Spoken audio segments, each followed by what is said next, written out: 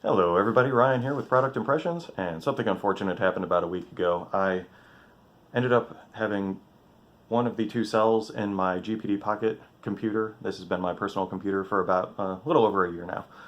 One of the two cells in it died, and so now the battery won't charge beyond 40%, and I don't know about you, but I periodically need to use my computer not plugged into a wall for more than a couple of hours at a time periodically. So unfortunately, as much as I've loved using this computer, I'm going to have to replace it. And so to that end, we have a Lenovo Yoga 12.5 inch. The 7-inch screen on the Pocket was great for portability, but not so great for work and typing and things of that nature. So I'm trying to step up the size a little bit with a 12.5 inch, Lenovo Yoga. This particular model has 4 gigs of RAM and 128 gig solid state memory. You can probably also see on here, this is a certified open box item. I went for that because it was a couple $100 cheaper, and nobody's made of money. So we're gonna take a look at this, check it out, see how it works, and hopefully everything will be good, as this is a certified open box item. Let's take a look and see how it is. So let's see what we get with this certified open box Lenovo computer. It is a very snug fitting lid. Apparently we get a Geek Squad checklist. So all of the different things that they check and everything is signed off on. So hopefully this means everything is good to go. We have the computer itself in a nice little bag. This seems like a very nice size little computer. Feels solid, nice materials. Seems like the whole body is metal. So that feels very nice. I like the size of it generally. That's going to be very nice and portable. We've got our standard paperwork here. Safety and warranty. And of course the power brick.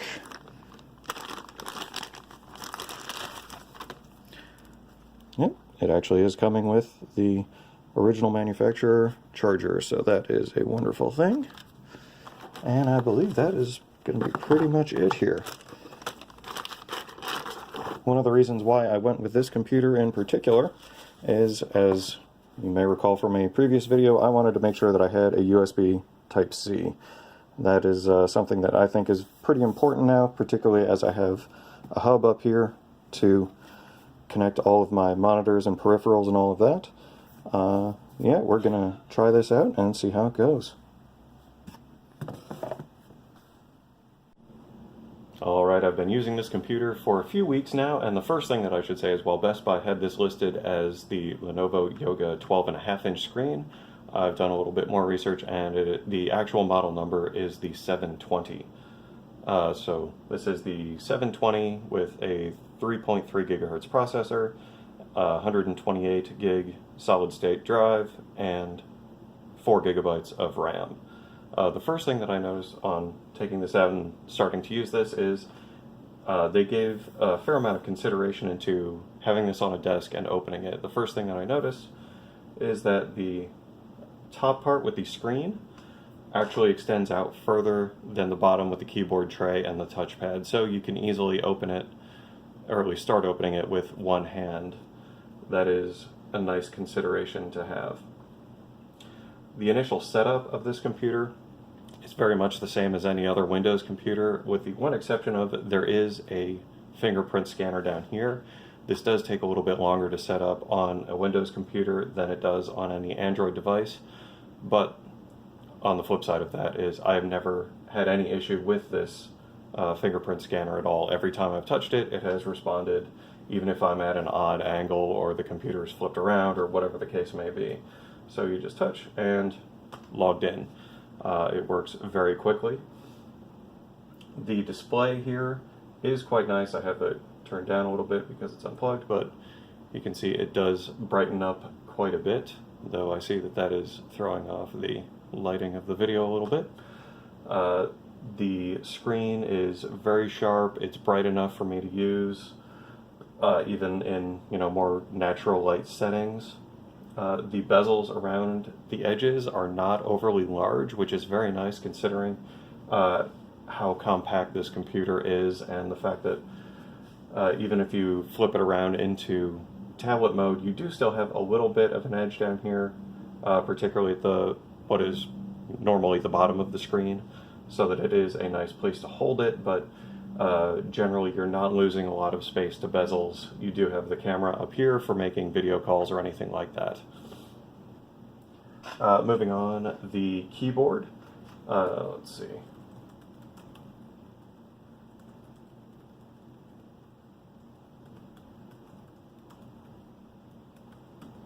The keyboard does feel pretty nice and responsive. There's not a lot of travel to the keys, as you might expect with a computer that is this thin.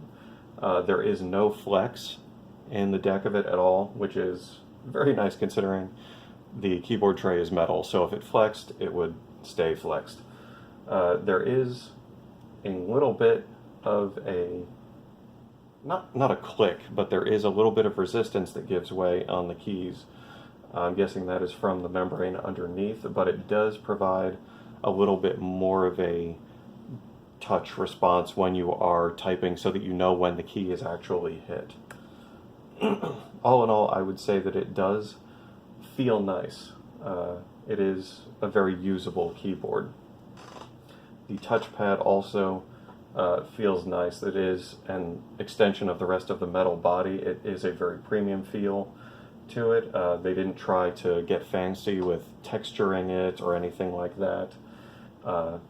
Yeah, I've had absolutely no issues with the keyboard with the touchpad. The keyboard, I still do prefer a mechanical, but this is very usable for when you are using it unplugged and out and about.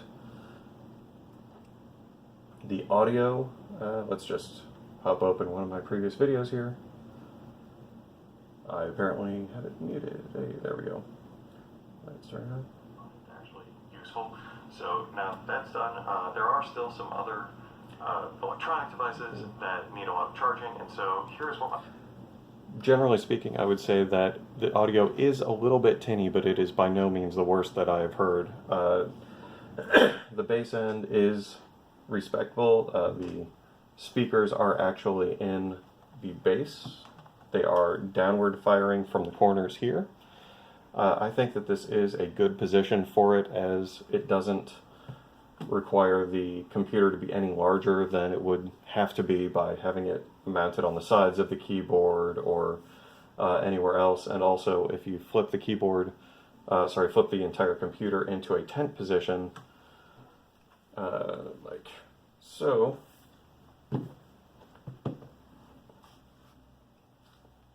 and there it has responded.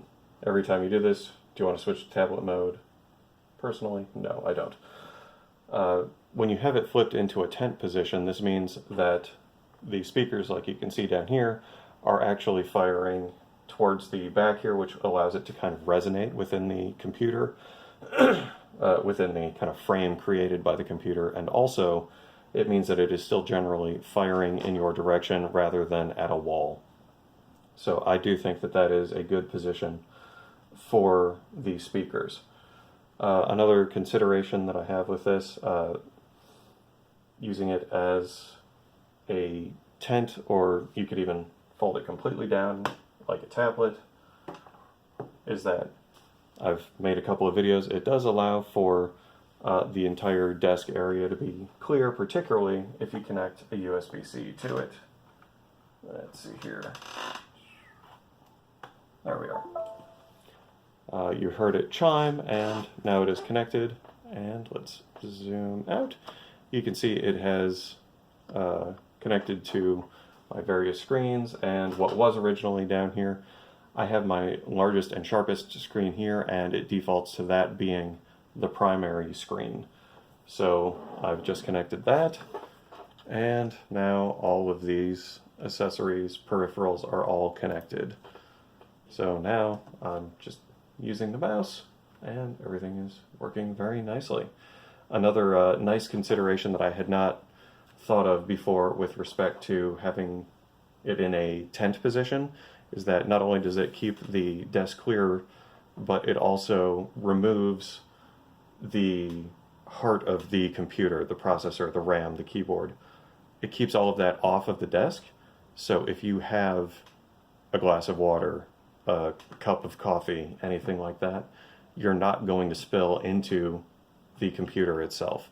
So not only does it kind of keep things clear from an aesthetic and writing perspective, but also utilitarian. You're not going to damage your computer significantly if you actually spill something. One issue that I do have that I'm kind of disappointed with this computer is that the USB-C connection does not provide power to this computer. So unfortunately, I do still have to have a separate power plug here that whenever I'm using it on my desk needs to be plugged in. Fortunately, most of the time I am at my desk. If I am working anywhere remotely, I don't need to take that because the battery seems to last very nicely. The processor does top out at 3.3 gigahertz, but it seems to throttle very well depending on what you are doing. If I'm using a full screen game, the battery will die within about an hour and a half to 2 hours or so. But if all I am doing is using Word, Excel, PowerPoint, things like that, I have used it unplugged and connected to a secondary monitor for about 2.5 hours, and the battery indicator still suggests that it has about 8.5, 9 hours of battery life at that time. So I think it is reasonable to say that if you are working, obviously depending on how bright you have the screen, if you are working for an extended period of time, it's reasonable to think you're going to get at least 8.5, 9 hours of battery life out of using this computer. Some final thoughts with this. I did get it as a open box item from Best Buy. It was marked as being like new, and I have to say that it definitely seems like a new computer to me. I did not see any issues at all in the casing, the screen, the keyboard.